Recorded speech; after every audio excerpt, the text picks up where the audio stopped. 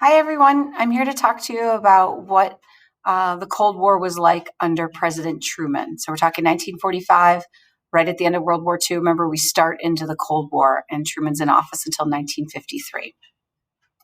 So first thing we need to understand is that in World War II, remember the Russians and the Americans were on the same side. And so the Russian troops were coming into Germany from the east. They're in red. And the British, the Americans, were coming in from the west. And eventually, of course, forced Germany to surrender. But after World War II, a lot of Russian troops are going to stay where they were because they wanted to protect themselves in the future. And so this is going to lead to the rise of satellite states, extensions, in other words, of the Soviet Union, as those red troops, those communist troops are going to remain in those countries. They're then going to be forced to fall to communism as well. So after World War II, it got so obviously divided that east of this line pictured here all turned to communism, and everything west of it was influenced more by the British and the Americans turning non-communist. In fact, Churchill warned against this when he gave his famous Iron Curtain speech, saying that this was a very clear divide that was bad for the world. So the goal of the United States that Truman begins, the fundamental foreign policy objective is going to be one of containment. This starts when Truman is president, and it's going to go on for the entire duration of the Cold War. There'll be some subtle nuances, slight tweaks to this policy, but this is the core foreign policy objective. The key is that the U.S. was trying to stop the spread, in other words, to contain communism. They want to stop Stalin on this map from taking over more and more countries. So how is Truman going to do that? First thing is he's going to issue a speech in 1947. This often is kind of looked at as the official declaration of the Cold War.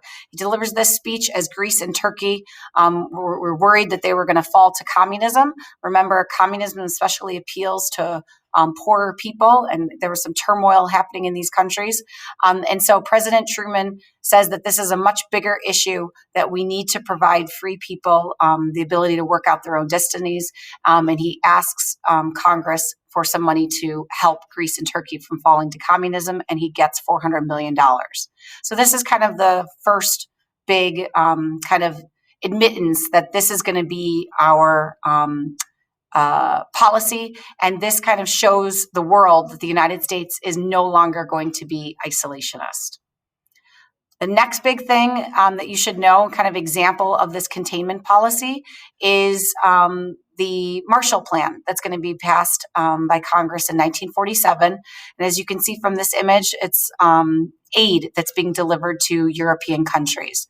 And so the idea was that, hey, remember, if communism tends to appeal to people who are more under economic distress, let's try to help post-World War II Europe rebuild itself so that hopefully they don't fall to communism. And so here you can see just how much money was provided to the various countries. It was offered to everyone, but here's who took us up on it. And altogether is about $13 billion of aid that is given to 15 different countries in Europe. It's a lot of money, $13 billion. In today's money, it'd be like $135 billion. So it was a big investment, but if you can tell from this chart, this table here, that none of the countries that took it end up falling to communism. So you could argue in some ways that it did work. And even though it was a lot of money, now that those countries are obviously rebuilt themselves, they can obviously then start buying American goods. So it ended up not being as economically devastating as you might imagine to the United States. Here's kind of proof that the Marshall Plan worked. Here's in West Germany, a city called Hamburg before the Marshall Plan. After this big economic revitalization, you can see that things had definitely turned around. So that is the Marshall Plan, a huge economic package to try to revitalize post-World War II Europe, but also to keep communism out of it. The first real confrontation of the Cold War is actually going to occur in Berlin, Germany. So after World War II and Germany loses, the different Allied powers had divided up influence of Germany, as you can see pictured by this map.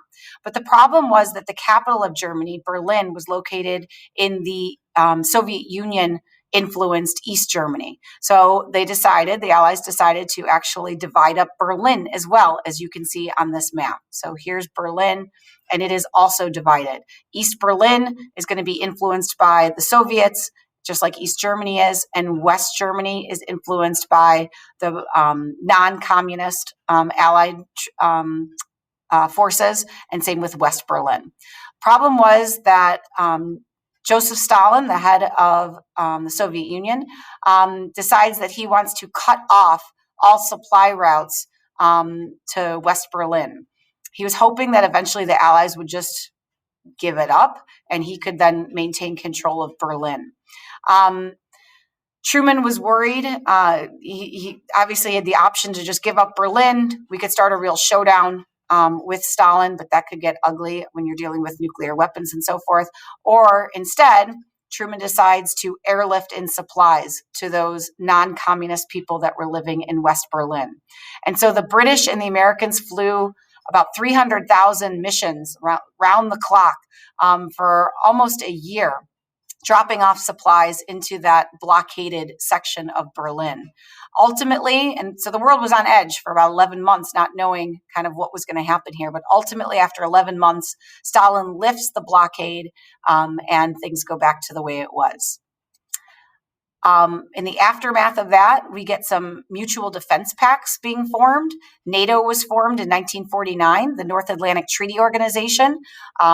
This was a mutual defense pact to try to stop the spread of communism. A few years later, those communist countries respond with a defense pact of their own, the Warsaw Pact. NATO is still around to this day. You can see the progression here. When NATO started, there were 12 members. Even to this day, we're up to 30 members that are a part of this mutual defense pact. So there's another example of the U.S. trying to contain communism, in this case, getting involved in this alliance system. And the next thing that happened that was a big deal was in 1949, China falls to communism. So there's Chairman Mao making that happen. So now you've got the largest country in the world becoming communist. So a deep, deep threat to the United States, as we're worried, where is this going to stop? So that brings us to 1950. Korea had been divided after World War II. It was originally controlled by the Japanese, and so with the Japanese losing in World War II, the north part of the Korean peninsula is going to be now influenced by the Soviets, and the southern is going to be influenced by non-communist allied forces, including the United States. But to the surprise of many, the communists in North Korea invade South Korea in 1950. And so President Truman has to decide, what are we going to do? We were worried that this was just going to be one of many instances of a communist campaign to try to take over the world. And so non-intervention was not an option. So with that, we actually go to war. So this is the first military action of the Cold War. Troops are sent in to try to push those communist forces back.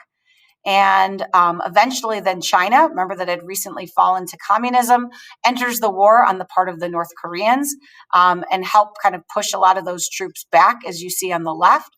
But then eventually the communist forces in red are pushed back. And as you can see, there's an armistice line, a ceasefire, but things end in kind of a stalemate, and things aren't very different from how they began. We still have North Korea that is going to remain communist, and South Korea will remain non-communist, and that's the way it is to this day. So while it started off as kind of a defensive war, just trying to stop communism from spreading, it eventually ended up getting even bigger than that. This got really deadly for a lot of the soldiers. And the summer there, for instance, it was one of the hottest and driest summers on record. There's a lot of stories of desperate American soldiers so thirsty that they were forced to drink water from rice paddies that had actually been fertilized with human waste. So as a result, not surprisingly, there was a big problem with disease.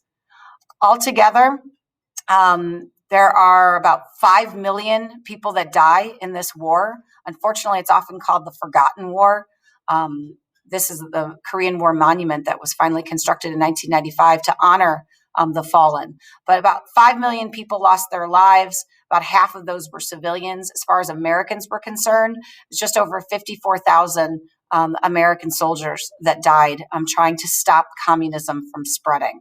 So ultimately, containment did work here in the sense that communism did not spread, but obviously we didn't get rid of it. But that was not the overarching objective. This, like so many of the other events we just talked about under Truman, was all about containing communism, stopping its spread. And the Korean War is just one example of that. All right, hope that helps, guys. Have a great rest of your day.